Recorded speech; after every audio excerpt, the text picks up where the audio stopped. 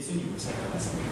제자들은 갈릴리 호수 한가운데에서 고난을 당하고 있었습니다. 그런 제자들에게 예수님이 오셨을 때 폭풍이 장장해지고 그들 가운데 다시 평화가 임하는 것, 그 사건을 우리가 살펴보았습니다. 오늘은 그 갈릴리 호수 이 폭풍이 잔잔해지고 밤 4경쯤이었으니까요. 3시부터 새벽 6시 사이였으니까요.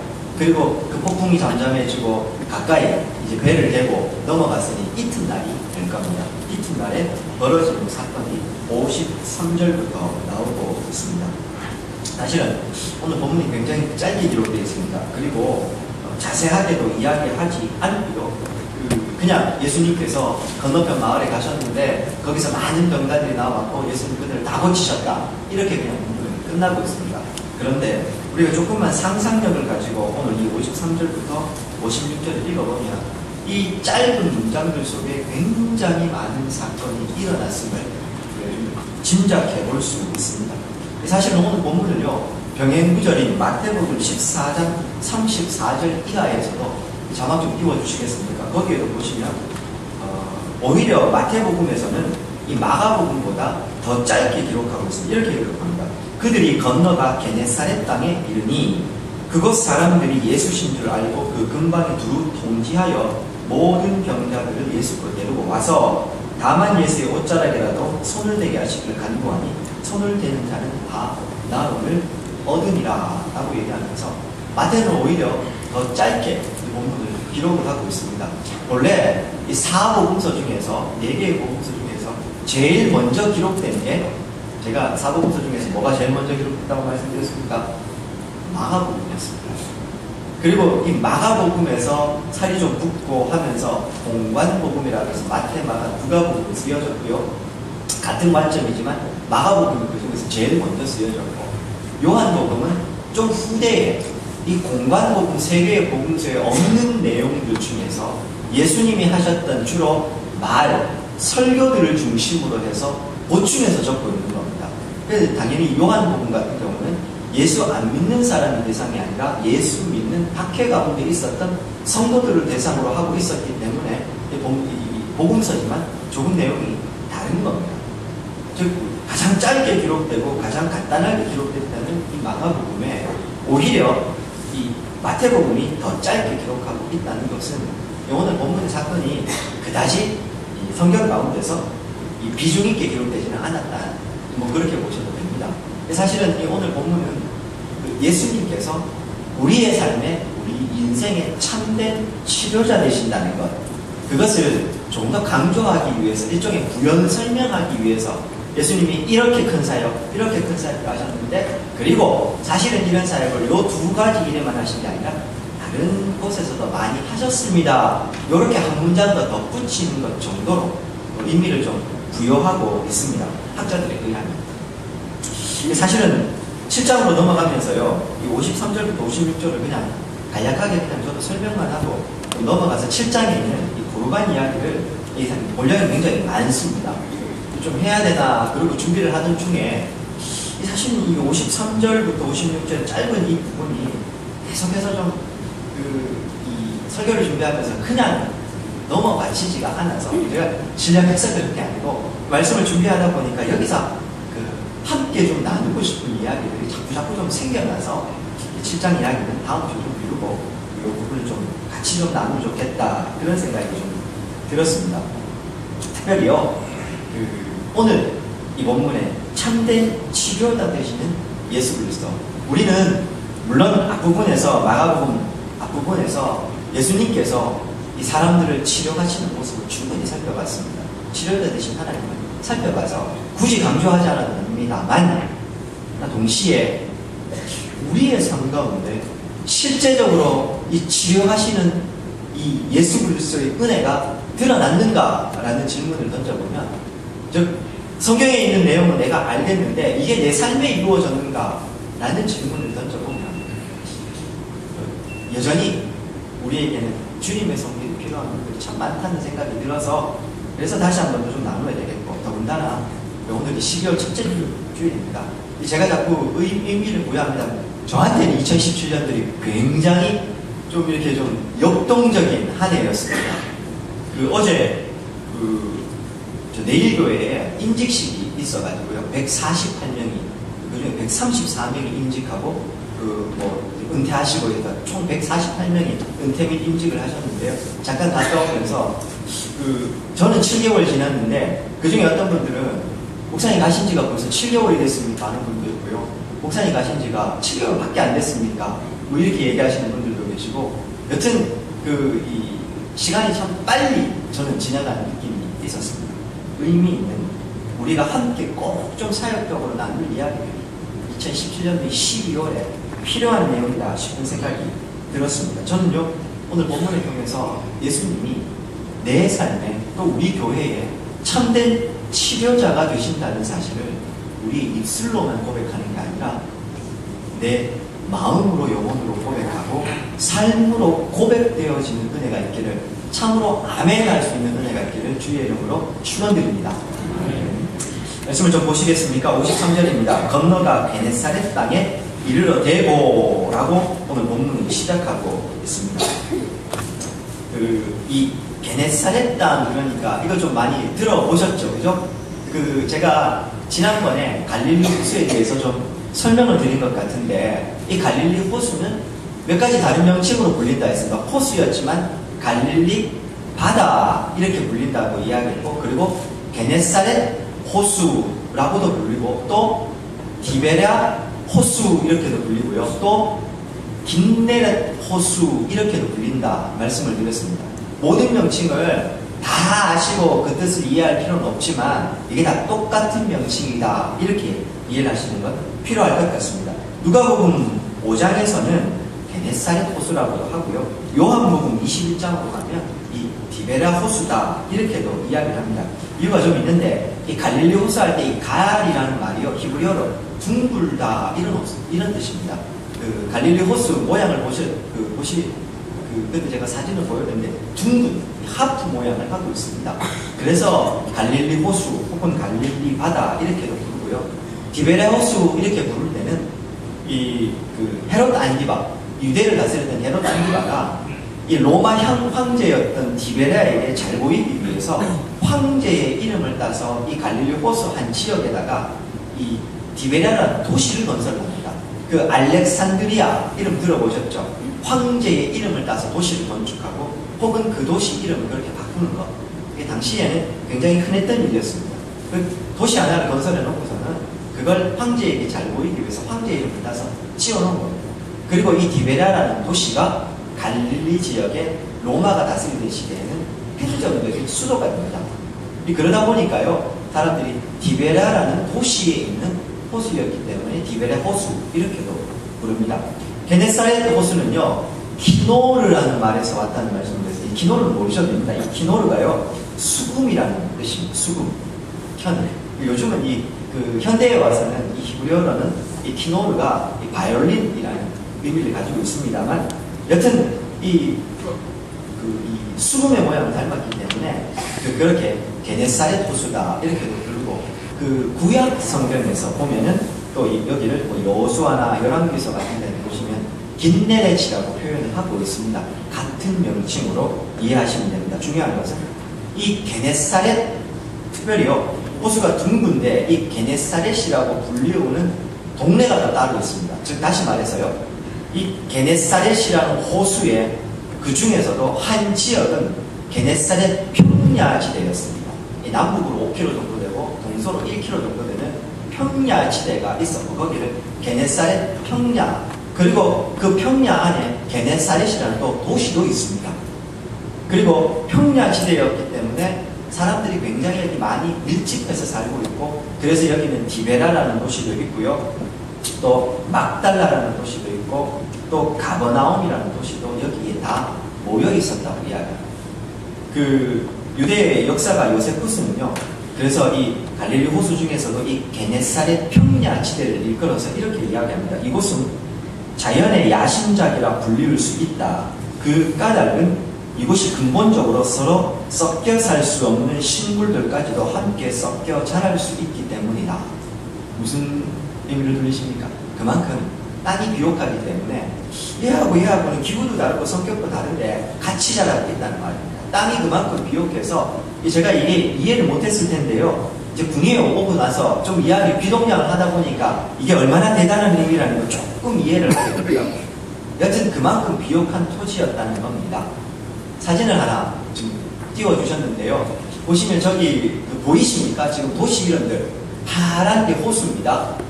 둥글게 수국 모양으로 생겼는데 거기에 보면 도시들이 많이 있습니다. 거기에 게네사렛이라는 도시도 있습니다. 지금 저런 의미를 기억하시면 되겠습니다. 호수가 있고 거기에 게네사렛이라는 평야도 있고 게네사렛이라는 도시도 있고 그리고 베세다, 가버나움, 디베라 이런 도시들이 저기 쫙 이렇게 모여 있었다 이렇게 생각하시면 됩니다. 그런데요, 지난주에 성경을 아마 우리 앞부분에 있는 이야기를 좀 주의 깊게 살펴보신 분들은 하나 의문을 제기하실 수 있습니다. 6장 45절에 보면 예수님께서 제자들을 재촉하셔가지고 어디로 보내고 계셨습니까? 게네사렛으로 보내신 게 아니고 베세다로 보내셨습니다. 근데 오늘 본문에는 갑자기 생뚱맞게도 게네사렛 땅에 내려왔다 이렇게 이야기를 하고 있습니다. 문제될 게 없습니다. 폭풍 가운데 제자들이요 밤새도록 고생을 했으니까 이 제자들이 일단 폭풍을 잠잠한 다음에 고생한 제자들 때문에 배가 제일 가까운 지역에 일단은 정박을 하러 그 지역으로 들어가신 겁니다. 오늘 본문은 그런 상황, 제가 이렇게 설명드린 이유가 있습니다. 이 지역이 비옥한 토지라는 것, 그리고 예수님이 예고하고 가신 게 아니라 그냥 가까운 동네 게네사렛으로 가셨다는 이 두 가지 사실을 기억하고 오늘 본문을 좀 보시면 본문 가운데 우리가 좀 보이는 영역들이 넓어질 수가 있습니다. 자, 이 상황 가운데서요, 제자들의 상황을 우리가 한 번 더 생각을 해볼 또 필요도 있습니다. 제자들이 지금 1번, 일단 밤새도록 쉬지를 못하고 있는 상황이었습니다. 잠을 못 잤을 거 아닙니까? 폭풍 가운데 헤매고 있었으니까요. 밤 4경에 예수님 오셨으니 밤새도록 이 호수에서 잠도 못 자고 폭풍과 싸움도 피곤했다는 거 아닙니까? 그리고요, 조금만 더 우리의 시야를 확장시켜보면 이 제자들의 피곤함이 어디서부터 시작되고 있습니까? 전도여행부터 시작됩니다. 전도여행 갔다 와가지고 그 전도여행 보고를 하고 나서 오고 가는 사람이 많아 떡 먹을 겨를이 없어서 예수님 좀 쉬자 이렇게 하셔서 건너편으로 건너가셨는데 거기에 사람들이 따라와서 모여서 오병이어 기적을 일으켰고, 그래서 또 이렇게 늦게까지 사람들을 가르치시고 오병이어 기적이 끝낸 다음에 예수님께서 제자들을 먼저 재촉해서 45절이 그거 아닙니까? 6장 45절이 제자들을 재촉해서 먼저 니네는 저 베세다로 건너가지고 쉬어라, 내가 이 사람들을 먼저 돌려보낼게 그랬던 겁니다. 즉 예수님도 제자들도 지금 이틀째 뽑아 쉬지를 못하고 혹은 그 이전부터 피곤이 누적된 상태에서 계속 있는 겁니다. 예수님께서도요, 제자들만 고통당한 게 아니라 예수님 사람들 다 돌려보내고 산으로 올라가셔서 기도하시다가 기도 중에 제자들이 고난당하는 것을 보고 산에서 내려오셔서 이 폭풍 가운데 제자들에게 오셨습니다. 예수님도 제자도 굉장히 피곤한 상황 가운데 오늘 본문이 벌어지고 있습니다. 자, 그렇게요, 이 좀 배경들을 좀 이해를 하고 본문을 좀 보시면 54절입니다. 배에서 내리니 게네사렛 땅에 덜컥 이르렀어요. 배에서 내리니 사람들이 곧 예수신 줄 알고 나아가서 55절 그 온 지방으로 달려 돌아다니며 예수께서 어디 계시던 말을 듣는 대로 병든 자를 침상째로 메고 예수님께로 나아가고 있습니다. 예고된 지역이 아닌 예수님 다 가시자마자 삽시간에 예수님에 대한 소문들이 퍼지게 되고 사람들이 막 여기저기 전해서 예수님이 여기 오셨다 이렇게 해서요 사람들이 막 오는 겁니다. 병자들을 데리고 오고 침상째 메고 예수님께 나오고 있습니다. 56절입니다. 아무데나 예수께서 들어가시는 지방이나 그 지역, 제가 말씀드렸습니다. 평야 지역이었기 때문에 도시들이 많이 있었다. 아무데나 예수님이 도시나 마을이나 들어가는 곳마다 병자들을 시장 가운데 내와서 그 사람들을 만났고 예수님이 그들을 고치셨다. 이게 오늘 본문입니다. 첫 번째로요, 이 짧은 본문 가운데서 저는 문득 이 많은 병자들이 이곳에서 어디서 이 지역에서 나왔을까라는 생각을 하다가요, 이 지역이 지금 어떤 지역이라고 했습니까? 게네사렛 평야 지역, 갈릴리에서 가장 비옥한 지역 중에 하나였습니다. 비옥한 시대에 아마도 사람들이 몰려 살았고 여기는 풍성하게 뭐 이 농사가 잘 되는 그런 동네였을 거 아닌가. 먹을 게 많은 도시였을 겁니다. 그런데요, 갈릴리 지역에서 가장 비옥한 지역이었을 때 오히려 수많은 병자들이 예수님께 나아오고 있는 겁니다. 비옥한 토지였고 살기 좋은 곳이었지만 여전히 예수 그리스도가 필요한 사람들이 너무너무 많았다는 것이죠. 저는 어쩌면 이것이 오늘 살아가는 현대인들의, 우리들의 비애이자 우리의 삶의 본질이 아닐까, 그런 생각이 들었습니다. 가장 비옥한 토지지만 여전히 병들어 있는 사람들, 가장 이 물질 문명의 최정점을 치닫고 있는 시대를 살아가지만 여전히 정신적으로는 빈곤하고 예수 그리스도가 필요한 현대인들과 닮았다는 생각이 든 겁니다. 통계를 좀 찾아보니까요, 우리나라 성인의 30% 정도가 우울증을 비롯해서 불면증이나 공황장애 같은 정신적인 질환을 앓고 있다고 합니다. 굉장히 많은 숫자입니다. 길거리 다니다가요, 3명 중에 1명은 정신적인 질환이 있다, 이렇게 보셔야 됩니다. 그리고요, 최근 5년 사이에 2016년도까지 공개입니다. 최근 5년 사이에요, 이 우울증만 놓고 보면 우울증을 앓는 인구가 54,000명이 넘게 증가합니다. 최근 5년 사이. 그 중에서요, 40대가 13.8%가 늘어나고 30대가 11.3%, 20대가 9.9%인데요. 그 퍼센테이지 상으로는 20대는 9.9%밖에 안 되지만 문제는 이 20대가 5년 사이에요, 44.2%나 이 우울증이 증가했다고, 취업이 안 된다든지 여러 가지 스트레스 때문에 20대 우울증이 굉장히 가파르게 상승하고 있다는 것이죠. 그냥 저는 통계로만 찾아봤습니다만 어쨌든 이 정신적인 이 우울증부터 공황장애라든지 불면증 같은 것들이 이 현대인들에게 고질병처럼 번지고 있다는 겁니다. 혹시 그 회사 우울증이라고 들어보셨습니까? 평소에는 괜찮은데요, 회사에만 가면 우울증이 생기는 겁니다. 그런 게 있답니다. 저도 이번에 찾아보다가 알았습니다. 출근만 하면 무기력해지고 우울해진다는 건데요, 이 회사 우울증을 앓는 사람이 놀라지 마십시오. 직장인들 10명 중에 7명이 회사 우울증을 앓는다고 합니다. 저는 아닙니다. 저는 교회 오는 게 너무 즐겁습니다만, 현대 문명이 고도화되고 사람들이 물질적으로, 사실은 여기 계시는 어르신들 생각해 보십시오. 50년 전 비교해서 우리 시대가 얼마나 풍요로운 시대를 살고 있습니까? 그렇지 않습니까?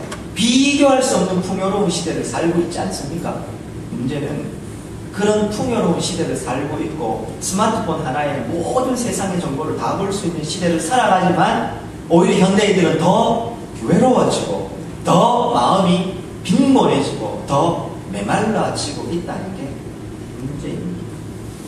어쩌면 오늘 이 게네사렛은 오늘 우리의 모습을, 현대의 도시를 매로 옮겨놓은 것 아닐까. 여전히 예수 그리스도가 필요한 사람들이 모여있는 것이죠. 라고 소망하기는 오늘 예배를 통해서 이 주님을 만나고 가시는 저와 우리 성도님들 되셨으면 합니다. 뿐만 아니라요, 54절과 55절 사이 이 두 구절을 보시면 사람들이 예수님을 알아본 다음에 제일 먼저 한 게 뭐였습니까? 첫 번째로 한 게요, 예수님이 필요한 사람들에게, 예수님을 알아본 사람은 딱 알아보자마자 뭐 하고 있습니까? 예수신 줄 알고 55절입니다. 그 온 지방으로 달려 돌아다니며, 그냥 돌아다니는 게 아니고요, 달려서 돌아다니면서 그 다음에요, 사람들을 침상째로 메고 돌아오고 있는 겁니다. 사랑하는 여러분, 예수 그리스도를 내 삶의 구주로 영접한 이후에 내 삶에 어떤 변화가 있으셨습니까? 그러면 예수 그리스도를 만나시고 그 변화를 경험한 다음에 어떻게 하셨습니까? 오늘 성경이 보여줍니다. 달려, 온 지방으로 달려 돌아다니며 사람들에게 예수 그리스도에 대해서 이야기하고 있는 이 장면. 뿐만 아니라요, 예수님이 필요한 사람들마다 어떻게 하고 있습니까? 예수께서 어디 계시다는 말을 듣는 대로 55절 뒤에 보면 병든 자를 침상째로 메고 나오고 있습니다. 이게 우리 중풍병자 상황에서 봤는데요, 침상째 메고 있다는 게 어떤 의미라고 말씀드렸습니까? 못 움직인다는 겁니다. 부축을 받거나 자기 발로 걸어서 올 수 없는 중한 질병에 걸려있는 사람들, 이 사람들이 어떻게든 예수님을 만나야 된다. 어떻게 해야 됩니까? 주변에 있는 사람들이 이 사람 침상째로라도 들고서 예수님께로 만나기 위해서 나아왔다 이 말입니다. 오늘날로 따지면 앰뷸런스 타고 예수님께 나아왔다 이렇게 표현하셔도 전혀 다르지 않습니다. 예수님을 꼭 만나야 했기 때문에 당신은 예수님 만나야 한다 이런 마음으로 이 사람을 데리고 예수님께로 나아오는 것입니다. 얼마 전에요, 지난 10월 달이었죠. 군이 와서요, 제가 그 공연을 가보지는 못했는데요, 너무 빨리 맺으면요 윤도현이 왔었다면서요. 제가 어떻게 알았냐고요? 홈페이지 들어가 본 거 아는 것도 아니고요, 여기 계시는 분들 중에 저한테 윤도현 온다고, 목사님 윤도현 와요 이렇게 이해가 해주셔서 제가 알았습니다. 그 공연 보고 나셔서 혹시 젊은 청년들 SNS에 자랑하면서 올리셨죠? 그냥 모른 척하고 넘어가지는 않으셨을 거 아닙니까? 어제 임직식이 있었고, 제가 내일이 왜 갔냐면 저희 형이 만수집사로 임직했습니다. 그래서 온 가족이 오래간만에 다 모여가지고요, 보고 같이 식사도 하고 왔는데요. 제가 가면 대구촌 사람들이, 군위 사람이 가면 항상 화제는 밥 먹으려고 모이면 거기 살만하나? 요즘은 거기 안 춥나? 안 춥습니다.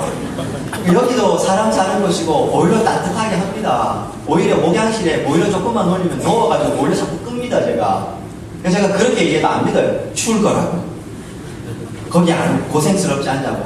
살 빠지고 뭐라고. 살 빠진 게 아니라 건강해진 거라고 제가 이야기해요. 진짜로 건강해졌습니다. 가면요, 자연스럽게 군이 이야기를 하게 되고, 근데 제가 어제도 느낀 건데, 집사람이나 저나 군이 이야기라면 어떤 이야기라면 제 주변에 있는 분들에게 한번 물어보죠. 제가 자랑을 하는 거. 여기 오면은 뭐가 좋고, 이제 하늘의 별도 너무 좋다 이런 이야기도 합니다. 조카들이 둘이가 있는데요, 하늘의 별을 본 적 있냐 하니까 본 적이 없는 겁니다. 도시에서는 별 못 봅니다. 빨리 와요. 여기는 별이 쏟아질 것 같다. 아마 조카들이 아마 그 별을 보면 놀라기도 하고 겁을 먹을 것 같긴 합니다. 도시에 있는 아이들이요, 시골에 와서 별을 보면 겁이 나서 하늘을 못 본답니다. 아십니까? 늘 보는 사람은 괜찮은데 그 별이 너무 쏟아질 것 같아서 겁이 나서 하늘을 밤에 고개를 들고 못 본다는 이야기를 제가 들은 적이 있습니다. 그래서 제가 그런 자랑을 막 하고, 제가 무슨 말씀 드리고 있습니까?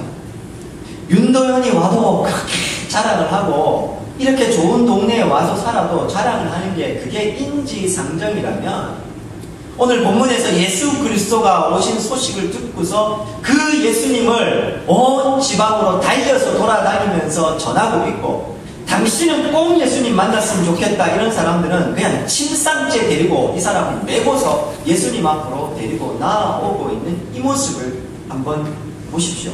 사랑하는 여러분, 저는 한 7개월 정도 이 군의시역에 있으면서요, 여기서 전도한다는 게 도시와는 완전히 다르다는 사실을 좀 압니다. 이제는 좀 알겠더라고요. 왜? 다 연결되어 있으니까요. 누구 집에 맺지 아들이고, 누구 집이 뭐하고 다 연결되어 있고, 교회 안 다니는 사람들도 교회 사정을 다 알아요. 심지어 제가 그때 말씀드린 대로 저 성당에 주임 신부님 인사드리러 왔더니 제가 어디서 왔고 누군지를 저를 먼저 다 알고 계시더라고요. 어떻게 아셨냐 했더니만 거기 계시는 그 성당의 성도님들이 다 이야기해 주셨대요. 그리고 그 성도님들이 우리 교회 집사님 장로님들하고도 친구고 아시는 분들이고, 제가 그래서 진짜 여기서는 품행을 방정하게 하고 살아야 되겠구나 그런 생각을 합니다. 사랑하는 여러분, 전도한다는 게 쉽지가 않은 거 제가 너무 잘 알고 있습니다. 도시처럼 이렇게 막 싸들고 나가서 막 커피 전도 안 된다는 거 제가 알고 있습니다만, 거창하게 전도를 이야기하는 게 아니라 2017년 마지막 마무리하면서 내가 예수 그리스도를 만났고 그 예수 그리스도 안에서 참된 생명을 발견했다면 최소한 그 전도라는 거창한 이름 붙이지 않더라도 군의를 자랑하든 윤도현을 자랑하든 예수님에 대해서 좀 자랑하고 말할 수 있지 않습니까? 내가 만난 예수님은 이런 분이고 나는 주님을 이렇게 만났기 때문에 당신도 만났으면 좋겠다. 당신도 이 예수님을 알았으면 좋겠다. 전도는 거창하게 전도법을 배워서 되는 게 아닙니다. 그건 필요에 따라서 할 필요는 있지만 진짜 중요한 우리가 전도라고 이야기할 때 그것의 핵심은 뭐냐 하면 내가 만난 주님을 있는 그대로 말해주는 겁니다. 주님이 제자들을 부르셨을 때 첫 번째 사명은 증인이었고, 증인의 사명은 보고 들은 대로 그대로 전달하는 것, 그게 증인입니다. 전도는 거기서부터 시작이 되는 겁니다. 무슨 말 아닙니까? 저도 그렇고 여러분들도 그렇고 우리가 함께요.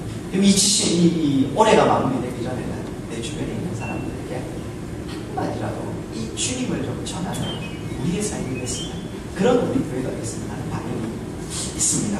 56절도 한번 보십시오. 예, 재미있는 표현이 있습니다.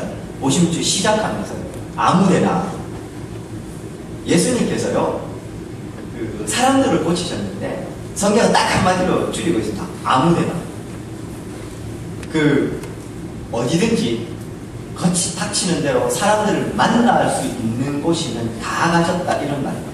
그리고 또 읽어가시다 보면 지방이나 도시나 마을이나 병자를 시장에 두고, 여기서 말하는 시장은 아고라라고 해서요 단순히 물건을 사고파는 상업적인 거래만 이루어지는 우리 요 앞에 있는 시장뿐만 아니라 넓은 광장 같은 거, 유럽 같은 데 가시면 그 도시 한가운데 광장이 있는 걸 보실 겁니다.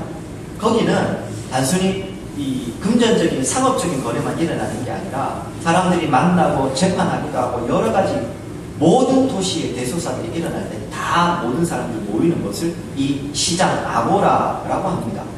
여기에 지금 사람들이 다 몰려 나와 있었고, 예수님은 때와 장소를 가리지 않으시고 아무데나 예수 그리스도의 그 손길이 필요한 사람들에게 다가가셔서 그들을 고치셨다고 이야기를 하고 있습니다.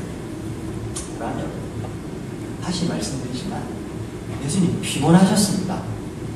못 쉬셨다고요. 사역하러 가시는 것도 아니었습니다. 제자들도 쉬지 못했고 피곤했었습니다.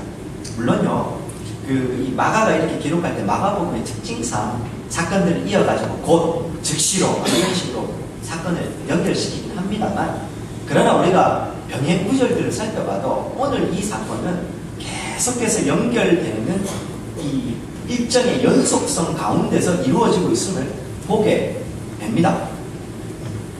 쉼없이 쉬지 않고 일하시는 주님과 제자들의 모습을 다시 보게 됩니다. 주님의 손길이 필요한 곳이라면 아무데나 다 가셔서 사람들을 만나시고 그들을 치료하고 계신 거예요.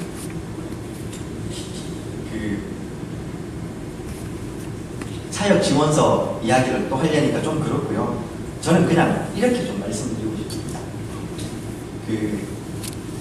정말로 쉬어야 될 분들은 쉬셔도 됩니다. 네, 주님의 교회는 주께서 일하시고 사람이 없으면 주께서 저 돌들을 통해서도 당신의 일을 하실 겁니다. 저는 그 생각에 변함이 없습니다. 그리고 뒤로 사람을 끌어다가 그렇게 사역을 해본 적도 없고 하지도 않을 겁니다. 중요한 것은 내가 이 사역을 맡을 때 기도하고 시작하고 하나님께 허락을 맡아 시작하셨다면 사역을 그만둘 때도 주님께 기도하고 허락을 맡고 그만두십시오. 그것이 성도의 본분입니다. 둘째, 그러나 그럼에도 불구하고 예수 그리스도를 사랑하는 내 마음이 불일 일어나서 주님을 사랑해서 이 몸된 교회를 섬겨야 되겠다는 마음이 들어서 상황과 형편은 안 되지만 2018년도에도 다시 헌신하고자 하는 성도님들이 계신다면 저는 목사로서 그분들을 위해서 기도할 겁니다. 우리 어르신들이요, 이 계단 올라올 때 힘드신 거 제가 알고 있습니다. 그런데 이 현실적으로 저기에 무슨 이 엘리베이터를 설치하고 하는 게 쉽지가 않더라고요. 제가 그래서 그때 말씀드렸지 않습니까? 마음을 고쳐먹었다고요.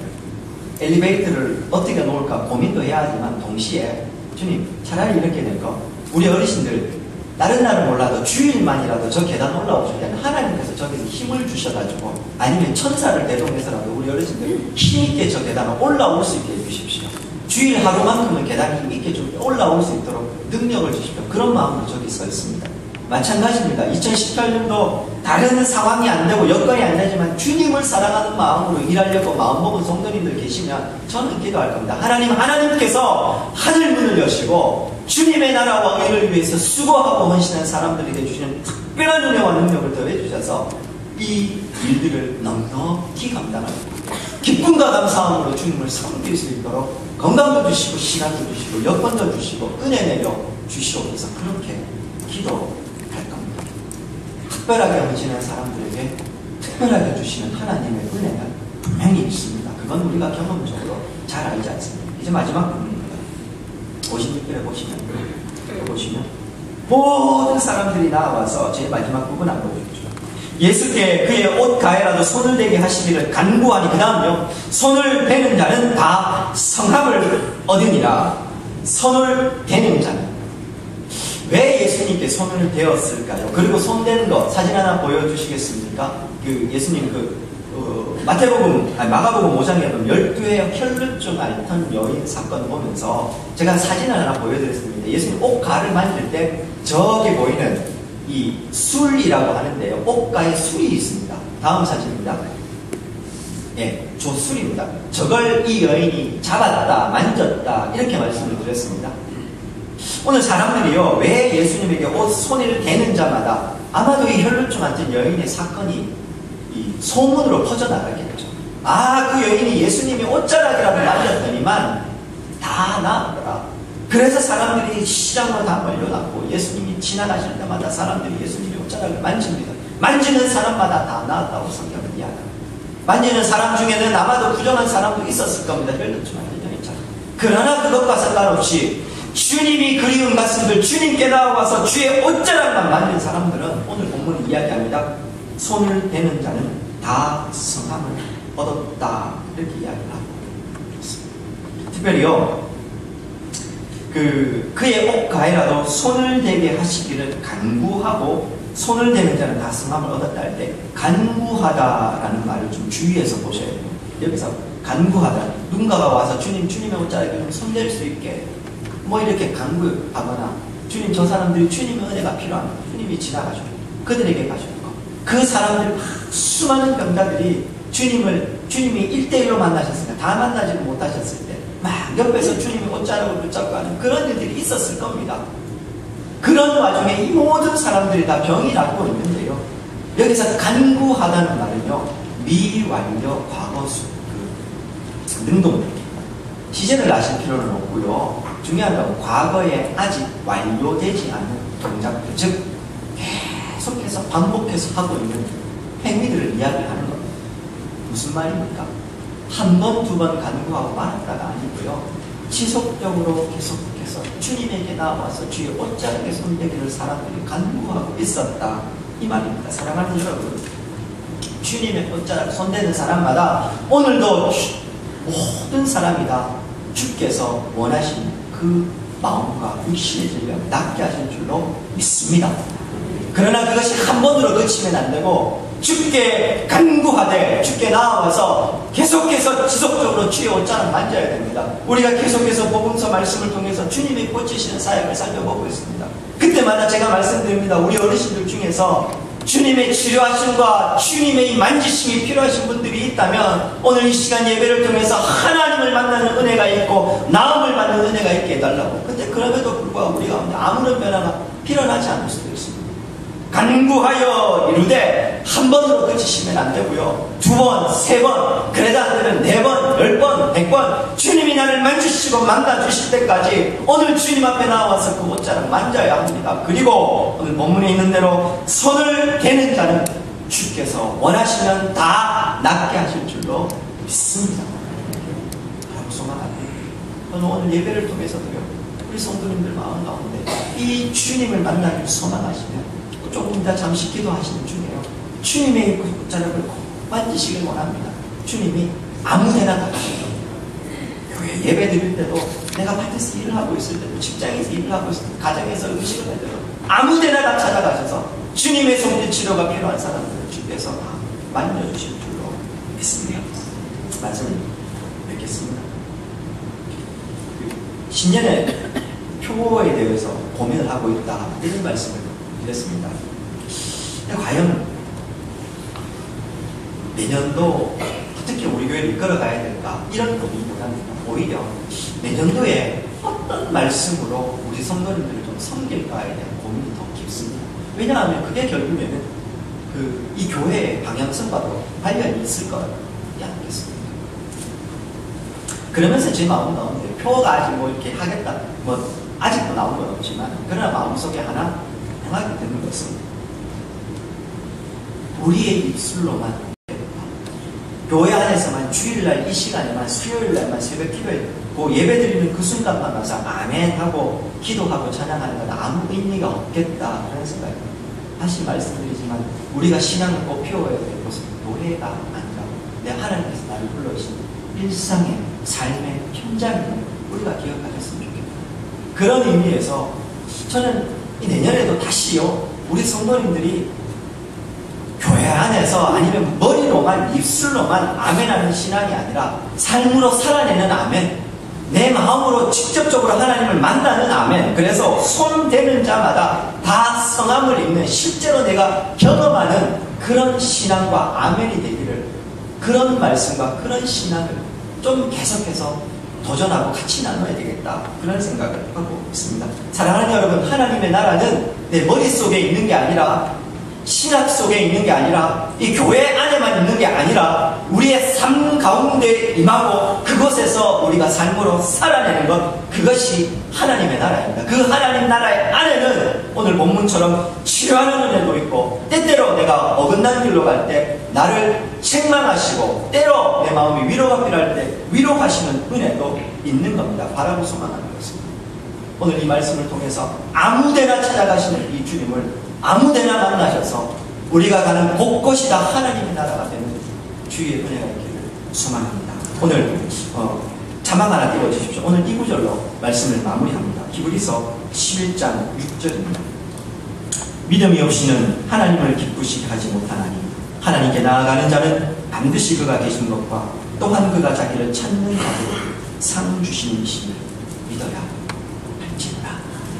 믿고 이 주님을 만나는 성도님들의 주님 축원드립니다.